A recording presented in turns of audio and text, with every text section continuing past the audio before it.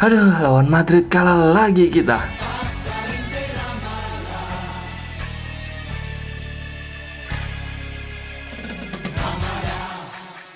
Halo teman-teman, kalian sedang mendengarkan Cerewetin Inter, video yang gue buat untuk membahas tentang Inter dari pertandingan ke pertandingan. Terakhir ada yang komen, backgroundnya rombeng-rombeng, maaf ya, emang gak modal, mau gimana lagi, kan intinya gue mau bahas Inter. Aduh, lawan Madrid kalah lagi kita. Gue kehabisan kata-kata sih buat Conte emang. Dia ini pelatih bagus, gaya mainnya menyerang, enak dilihat, menciptakan banyak peluang. Tapi kalau nggak menang buat apa? Ini tahun keduanya Conte. Terus dia dapat Lukaku, dapat Vidal, dia digaji 12 juta, men. 12 juta tuh gede banget. Yang lain itu 5-6 juta. Terus apa? Maksudnya kita tuh Inter tuh biasanya mainnya tuh bertahan dari zamannya dulu. Herrera, Trapattoni, Mourinho. Kita tuh juara dengan gaya main bertahan, dikepung, nyiptain 1-2 peluang, tapi dua-duanya gol, terus nggak kebobolan. Conte mau ngubah gaya itu oke, tapi kalau nggak menang buat apa? Dan ini tahun kedua yang gue nggak habis pikir. Tahun kedua kan harusnya makin berkembang ya. Kemarin lawan Madrid kita ketinggalan 2-0, udah bagus-bagus jadi 2-2, nggak bisa jaga. Kenapa ya? Dia tuh buang Godin untuk nggak punya apa-apa sama sekali kita. Kolarov tuh dibeli untuk supaya kita bisa bangun serangan dari belakang, build up. Tapi nyatanya Kolarov malah bertahannya jelek banget.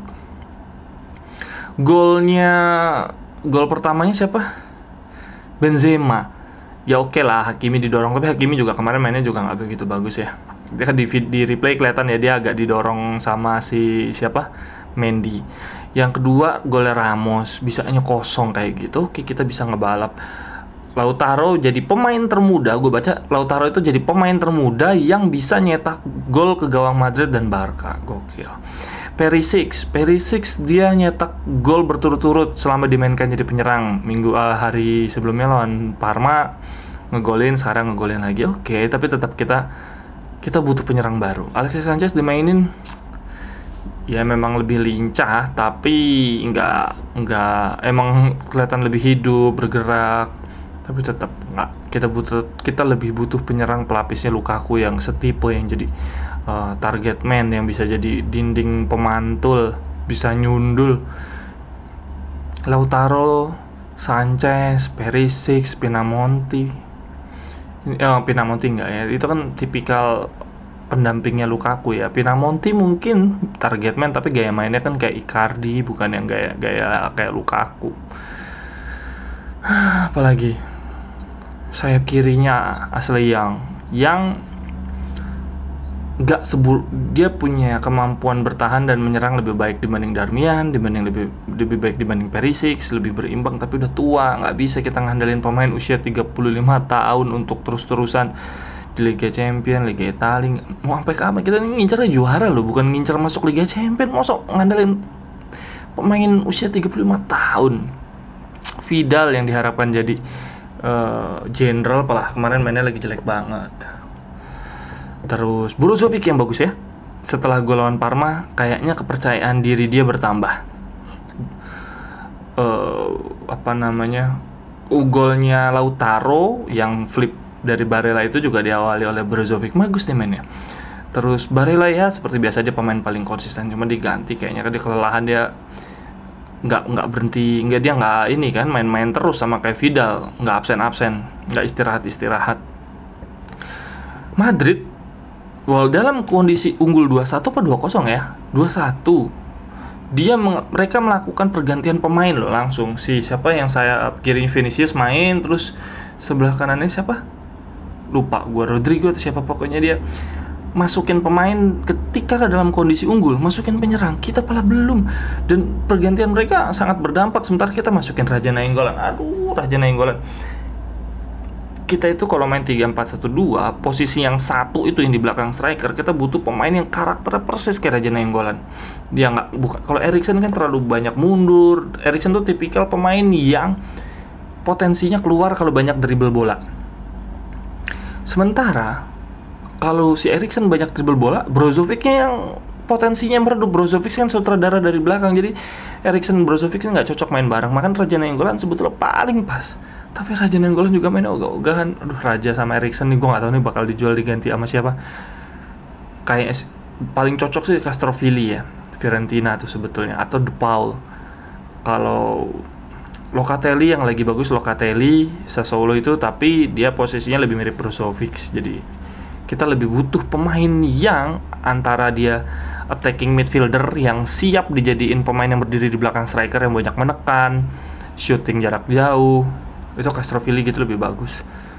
Tapi ya apa namanya, tergantung Conte nih. Conte itu cuma bisa main 3-5-2, 3-4-1-2, 3-5-2, 3-4-1-2. Kayak gak ada formasi lain. Padahal dia digaji tuh buat alasannya menyiptain banyak peluang, gagal masukin. Menyiptain banyak peluang, gagal masukin. Finishing jelek, kurang beruntung gitu mulu.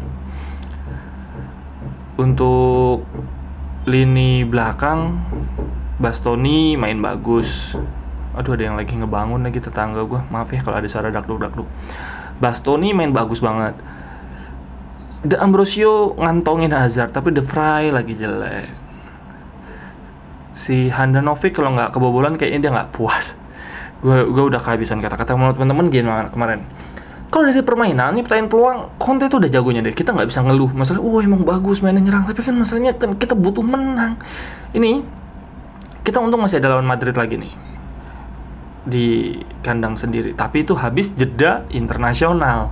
Ini Skriniar baru balik COVID, jangan-jangan dia abis itu dibela Slovakia lagi, COVID lagi. Alexis Sanchez baru sembuh, ntar nih jeda internasional lagi, bela Chili lagi, cedera lagi, gue nggak ngerti lagi deh. Terus sebelum jeda internasional kita ada lawan Atalanta. Kita udah wajib banget menang. Gue nggak rela banget Milan yang bakal Scudetto. Aduh, udah Juventus lagi jelek-jeleknya, kita lagi tahun keduanya Conte masuk malah Milan, malah Ibrahimovic, malah Pioli. Nggak terima banget gua. Terus apa lagi ya? Ya, kita lawan Atalanta sebelum jeda internasional. Atalanta sekarang posisinya ada di atas kita dengan jarak 1 poin. Kesempatan banget kita untuk ngambil alih posisinya mereka. Terus Atalanta juga lagi mentalnya lagi buruk karena baru dibantai Liverpool, jadi nggak ada alasan lagi. Conte wajib banget menang. Cuma nih gue penasaran nih, siapa yang bakal istirahatin? Nggak sih ya, ini udah partai terakhir Inter harusnya malah memeras. Kan dibilang si Vidal tuh diperas sebagai buah lemon kemarin katanya si Conte. Ini mah pasti diperas banget nih semua pemain, karena habis ini mereka kan bela timnas. Gue nggak ngerti deh, maksudnya kalau gue main Football Manager ya, kita tuh bisa lo nentuin ke negara itu, ke negara timnasnya pemain. Kalau mereka cuma main uji coba, kita bisa nentuin dia boleh main 30 menit, apa 45 menit, atau 60 menit. Tapi kok ini De Vrij kemarin, Barella, semua mainnya 90 menit. Terus semoga aja Atalanta kita menang. Terus jeda internasional nggak ada yang cedera, baru kita bantai Madrid di kandang sendiri. Lukaku udah sehat. Sanchez juga semoga udah on fire. Hakimi juga, aduh kemarin lagi jelek banget waktu lawan Mendy. Ya udah deh. Segitu dulu aja. Menurut teman-teman gimana? Gue berharap banget kita bisa diskusi tentang klub favorit kita. Kalau yang mau ngajak ngobrol bisa juga di Twitter @ceking kita. Segitu dulu udah. Terima kasih teman-teman. Forza Inter.